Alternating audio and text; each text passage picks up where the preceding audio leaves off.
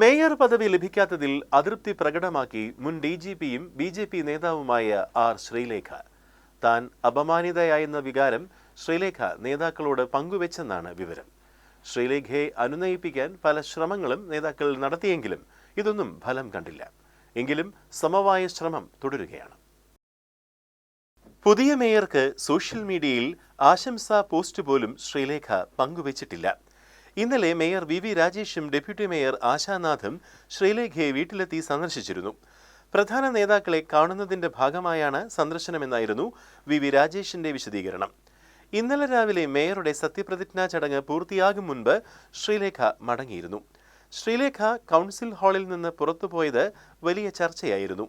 ഹാളിൽ രാജേഷിന്റെ സത്യപ്രതിജ്ഞയും ആഘോഷവും നടക്കുമ്പോഴാണ് അതിലൊന്നും ചേരാതെ ആർ ശ്രീലേഖ മടങ്ങിയത്. ഹാളിന് പുറത്തേക്കിറങ്ങി അതിവേഗം വാഹനം വിളിച്ച് പോവുകയായിരുന്നു. ശാസ്തമംഗലത്ത് മത്സരത്തിനിറക്കുമ്പോൾ തന്നെ സംസ്ഥാന ഭാരവാഹികളിൽ ചിലർ ഭരണത്തിലെത്തിയാൽ മേയർ പദവി ശ്രീലേഖയ്ക്ക് വാഗ്ദാനം ചെയ്തെന്നാണ് വിവരം. K. സുരേന്ദ്രൻ ഉൾപ്പെടെയുള്ള നേതാക്കൾ കേന്ദ്ര നേതാക്കളെ വിളിച്ച് കടുത്ത ആശങ്ക അറിയിച്ചതും പിന്നാലെ RSS ഇടപെടലും പദവി രാജേഷിലേക്ക് എത്തിക്കുകയായിരുന്നു.